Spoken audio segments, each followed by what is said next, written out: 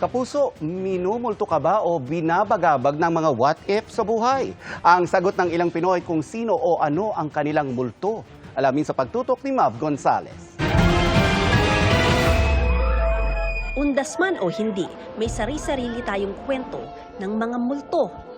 Yung mga nakakatakot, pati yung nagpaparamdam ng mga hugot. Hindi na makalaya. Kaya tanong namin sa ilan, sino o ano ba ang multo mo? Yung parcel ko po.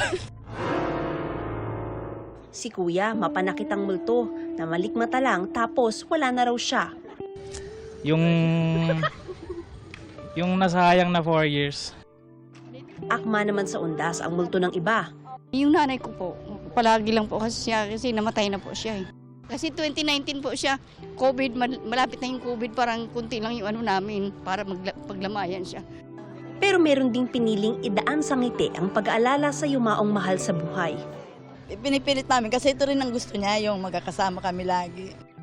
Heto naman ang multo ng ilang kapuso online. Ang sa isa, naudlot na pangarap na maging scientist o kahit man lang makapagtapos ng pag-aaral. Malagos project naman ang hugot ng iba. Ang pagbumulto ng pera ng taong bayan dahil sa mga kurakot.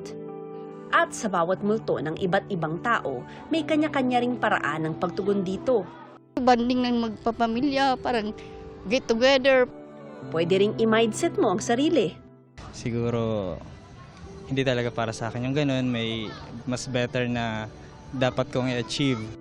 Ano man ang mga nawala o naglaho sa ating buhay, ang mahalaga, dapat hindi maparalisa sa takot o pangamba. At sa halip, harapin ito dahil pasasaan pa't lalaya ka rin sa multong bumabagabag pa sa atin.